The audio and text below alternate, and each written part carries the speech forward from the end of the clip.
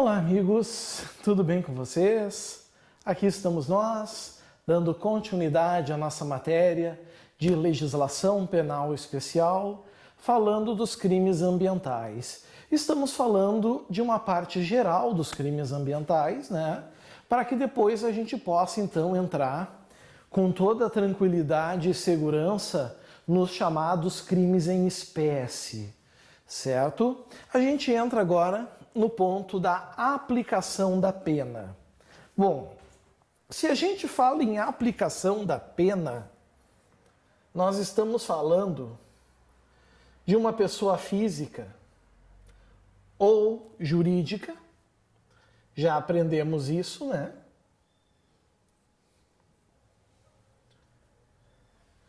Já aprendemos isso.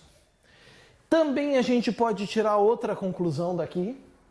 A conclusão que a gente pode tirar é que se fala em uma pena, nós estamos falando de um condenado, porque quem é absolvido não recebe pena. Então a pessoa física ou jurídica, ela foi submetida ao devido processo legal, e sendo submetida ao devido processo legal, ela sofreu uma sentença penal condenatória, e aí então o juiz vai aplicar a pena. O juiz vai aplicar a pena. Que pena ele vai aplicar? Se for pessoa jurídica, ele vai aplicar aquelas penas que nós vimos lá no artigo 21, certo? Suspensão, interdição, multa. Se for pessoa física, ele vai aplicar a pena privativa de liberdade que está dentro do tipo penal.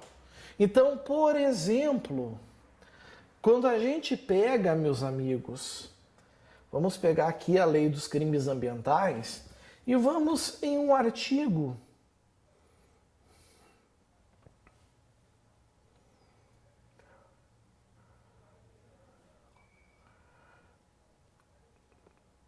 Vamos pegar aqui um artigo. O artigo 30, por exemplo. Artigo 30. Exportar para o exterior, isso eu acho muito legal. Respondam para mim com toda sinceridade, qual é a chance que existe de se exportar para o interior? Mas sejam bem honestos. Como é que eu vou exportar para o interior? Mas não. Tem que ser exportar para o exterior. Peles e couros de anfíbios e répteis em bruto. Ou seja, sem tratamento, é a própria pele mesmo. Sem autorização da autoridade ambiental competente. Olhem a pena. Reclusão de 1 a 3 anos e multa. 1 é a pena mínima. 3 é a pena máxima. Então, o que o juiz vai fazer para aplicar entre 1 e 3 anos? Ele vai usar critérios do Código Penal? Vai. Vai ver os antecedentes do cara, a personalidade, vai analisar essas situações. Mas, sobremaneira, ele vai analisar o que está no artigo 6º.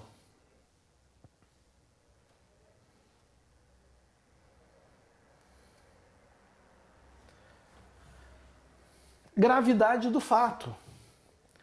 Quanto mais grave o fato, mais próximo do máximo a pena pode ir ficando, ou mais saindo do mínimo. Mais grave, mais ela vai se afastando do mínimo, tendo em vista os motivos da infração e suas consequências para a saúde pública e para o meio ambiente. Se daqui a pouco a exportação é do couro de um anfíbio raro, com certeza, meus amigos, as consequências para o meio ambiente serão maiores. Então a pena vai ser mais afastada do mínimo. Os antecedentes do infrator quanto ao cumprimento da legislação de interesse ambiental. Aqui a gente está falando de pessoas que já têm um histórico na prática de crimes ambientais. Vejam, A lei não está exigindo aqui que seja um reincidente, que é aquele que já foi condenado com trânsito em julgado e comete um novo crime. Não. A lei está exigindo que essa pessoa tenha um histórico de infrações e condenações, mesmo que não transitem em julgado ou que sejam anteriores a 5 anos. Certo? A situação econômica do infrator no caso de multa. Bom, aí o contrato social, ele vai dizer, né? Ele vai acabar falando. Certo? Muito cuidado, então, em relação a esse ponto também. Certo? Isso é o que nós chamamos de dosimetria. O que está no artigo 6º leva esse nome. Leva o nome de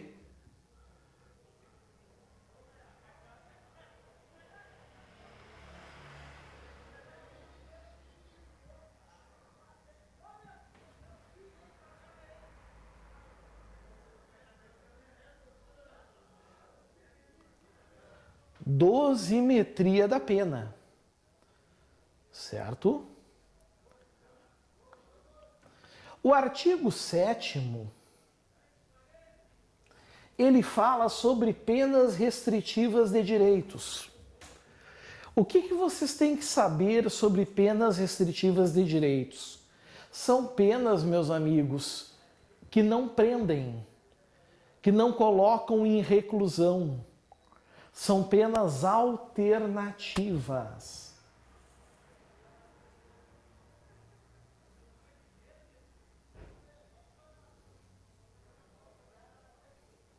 Para as pessoas físicas, elas sempre são alternativas.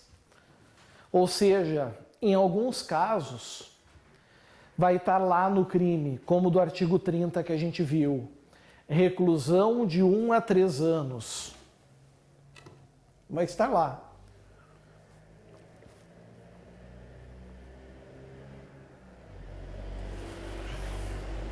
Porém, o juiz vai analisar as circunstâncias, certo? Vai analisar o caso concreto e, se preencher os requisitos previstos em lei, ele pode fazer a substituição.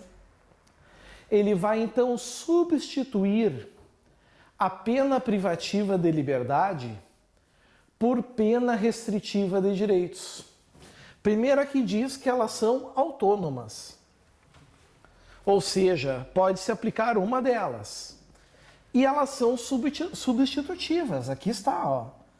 Substituem as penas privativas de liberdade quando?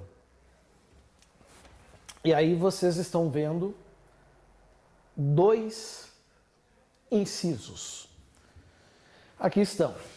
Estão vendo o inciso 1, estão vendo o inciso 2. Esses incisos são cumulativos.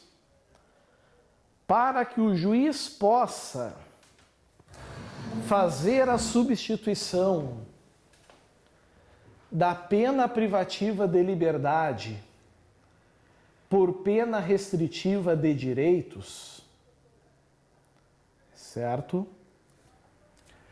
É preciso que os 2 incisos estejam presentes no caso concreto. O primeiro diz tratar-se de crime culposo. Aí eu pergunto a vocês, o que é um crime culposo? Crime culposo, amigos, é um crime praticado sem intenção. É um crime em que o agente não tem a vontade e a consciência de praticá-lo. É um crime que decorre de uma imprudência, de uma negligência ou de uma imperícia. Mas, sobretudo, tem que ter previsão legal. Dentro do artigo tem que ter um parágrafo único dizendo assim: se o crime é culposo, pena. Porque toda vez, olhem bem, toda vez que o tipo penal nada disser, toda vez que o tipo penal silenciar, isso significa, pessoal, isso significa que o crime é doloso. Então, para ser culposo, tem que ter previsão legal. Certo? Então, se é crime culposo, não importa a pena. O juiz tem o poder, certo, de substituir aquela pena privativa de liberdade prevista em lei por pena restritiva de direitos. Ele tem plena liberdade. Certo? Só que talvez o crime não seja culposo, talvez tenha havido a intenção, tenha sido um crime intencional. Quando o crime é intencional, é possível a substituição? De acordo com o artigo 7º, sim. De acordo com o artigo 7º, é possível. Basta que a pena privativa de liberdade seja inferior a 4 anos. Aí eu tenho que lembrar vocês. Por exemplo, o crime que a gente usou de exemplo, do artigo 30. A pena era de reclusão de 1 a 3 anos. O sujeito que exporta para o exterior pele ou couro de anfíbio. Lembram? 1 a 3. A pena máxima é inferior a 4 anos. Podem ver. Se ela é inferior, o juiz vai substituir. A pessoa não vai ser presa. Vai haver a substituição.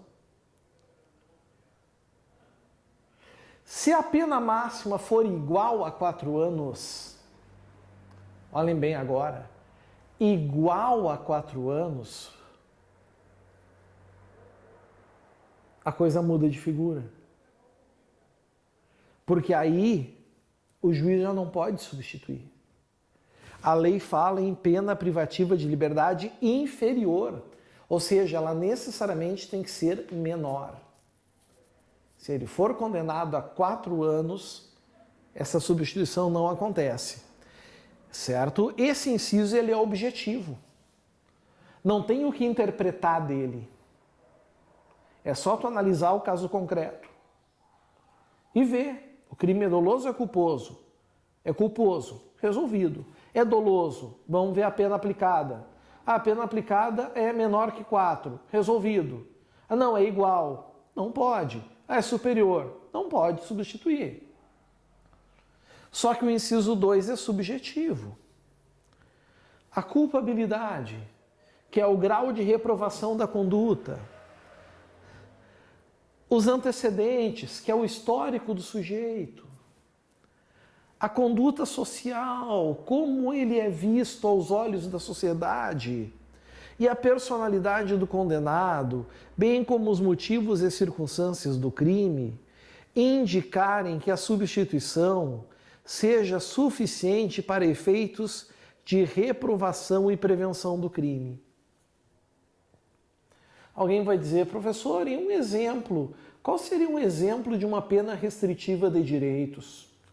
Bom, pessoal, um exemplo que vocês vão ver daqui a pouquinho, aqui na lei dos crimes ambientais, é, por exemplo, a prestação de serviços à comunidade.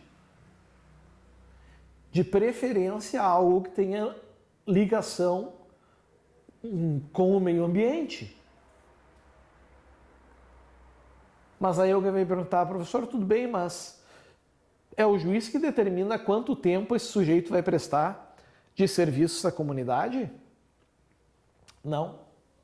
É a lei. A própria lei, olha o que o parágrafo único do artigo 7º diz. diz que essas penas restritivas de direito desse artigo terão a mesma duração da pena privativa de liberdade substituída. Então, por exemplo, aquele crime do artigo 30, que a pena é de 1 a 3 anos, certo? Pena de 1 a 3 anos. O que o juiz vai fazer primeiro? Vai fazer a dosimetria. Vai analisar os requisitos do artigo 6º e vai aplicar a pena que fica, por exemplo, em 1 ano e 8 meses. Aí o juiz vai substituir essa pena por pena restritiva de direitos. Por quanto tempo o sujeito vai prestar os serviços comunitários? 1 ano e 8 meses. Simples assim. Certo? Não há dúvida aqui então, né? Mas vejam que para as pessoas físicas, essas penas elas são alternativas, substitutivas.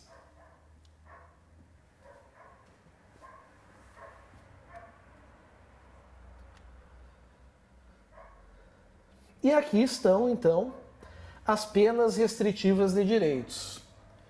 Essas penas, pessoal, que vocês estão vendo aqui, elas são as penas restritivas de direitos das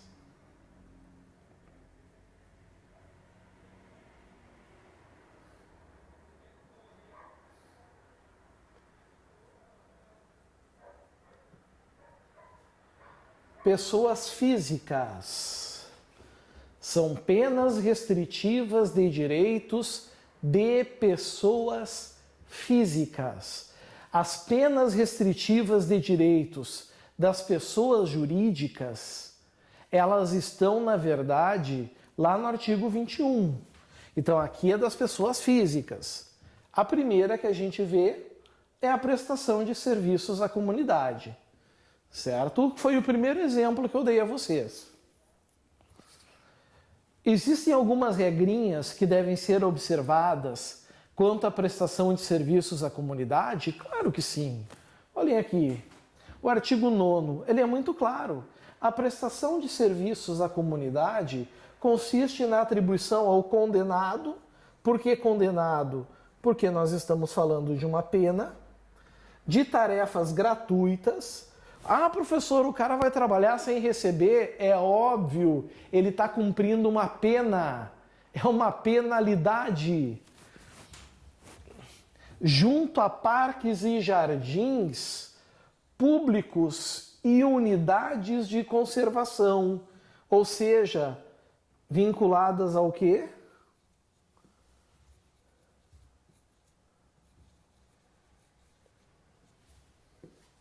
Ao meio ambiente. Nada mais justo, né, pessoal? Já que o crime é vinculado ao meio ambiente, nada mais justo que seja vinculado ao meio ambiente. Então tá aqui. E no caso de dano da coisa particular, pública ou tombada, aquela reconhecida pelo Estado, na restauração dessa, se possível, até porque tem situações que não tem como, né, restaurar, mas, se possível, auxiliando na restauração.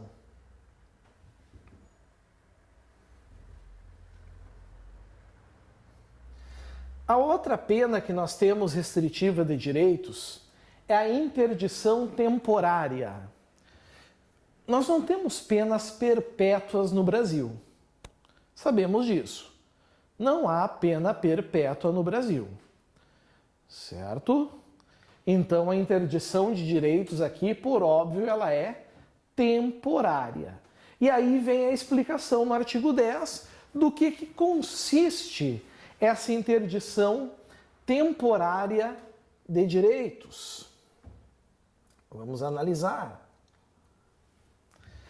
As penas de interdição temporária de direito é a proibição de o condenado, vocês vão ver sempre essa palavra, condenado. Por quê? Porque nós estamos falando de uma pena. Condenado a contratar com o poder público. Isso não é um direito de uma pessoa? contratar com o poder público? É, né? É uma possibilidade, certo? Dependendo do caso concreto. De receber incentivos fiscais ou quaisquer outros benefícios, por exemplo, daqui a pouco uma negociação de refis ou algo assim, bem como de participar de licitações, e aqui vocês têm que saber de cor, que cai muito em prova. Não é o mesmo prazo da pena privativa de liberdade. Então, naquele exemplo do artigo 30, que a pena foi a aplicação de 1 ano e 8 meses, ele não vai ficar só 1 ano e 8 meses sem poder licitar. Não. Vai ser por 5 anos. No caso de crimes dolosos que são os intencionais, e de 3 anos no de crimes culposos. Aqui está. Isso é a interdição temporária de direitos, bem fácil de entender também. A próxima é a suspensão parcial ou total de atividades.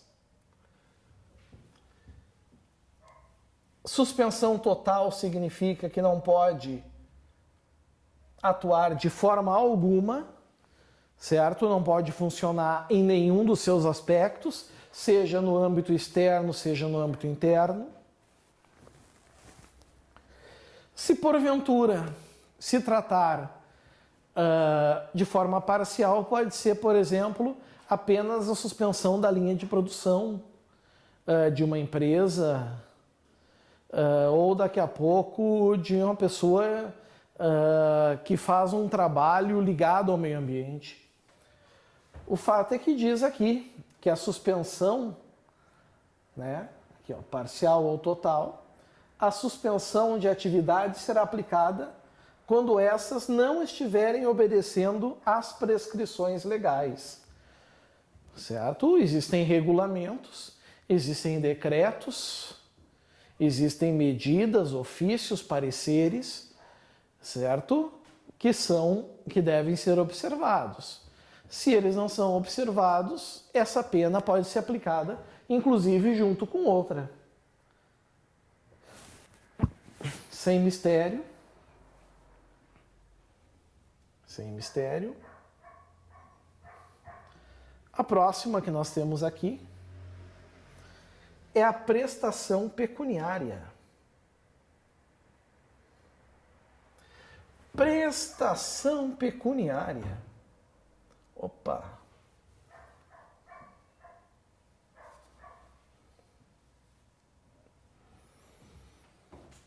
Toda vez que falar em prestação pecuniária, lembrem disso aqui. É um valor monetário. Prestação pecuniária é um valor monetário.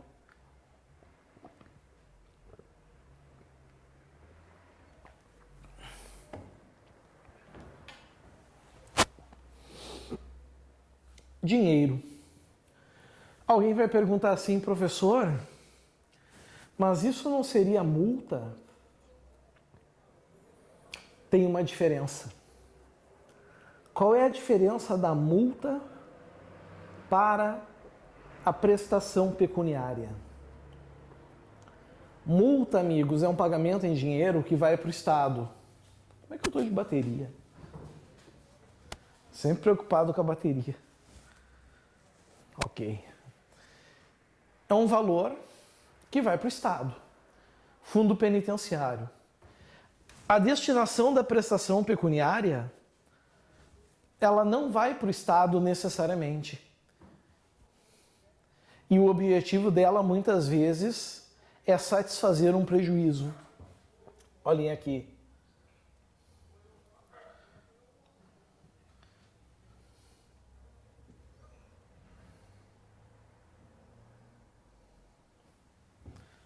Prestação pecuniária,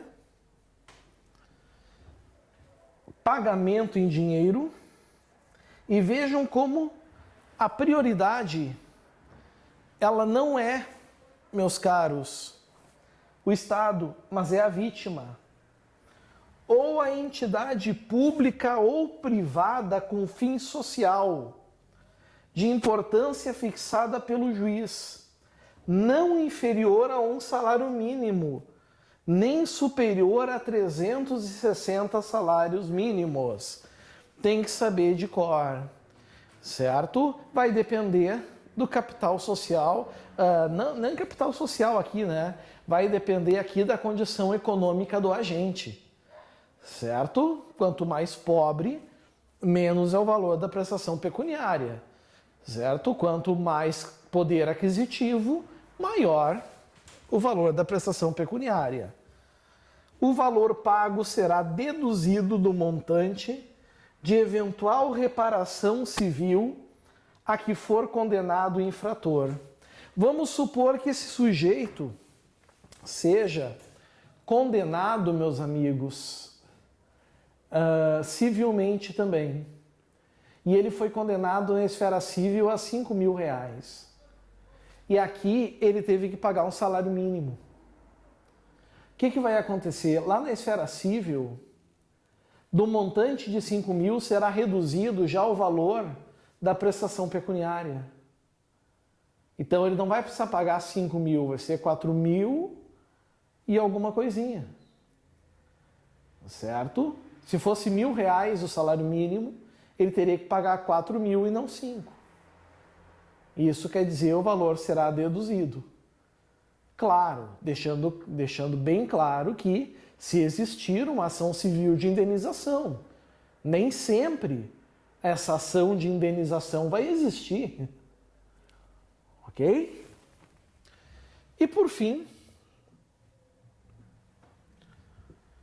nós temos a quinta modalidade,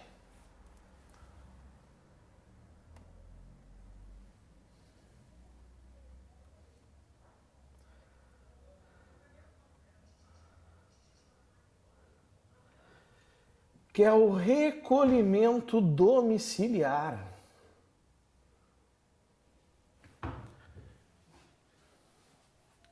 Recolhimento domiciliar, em que o sujeito, então, vai se recolher à sua residência.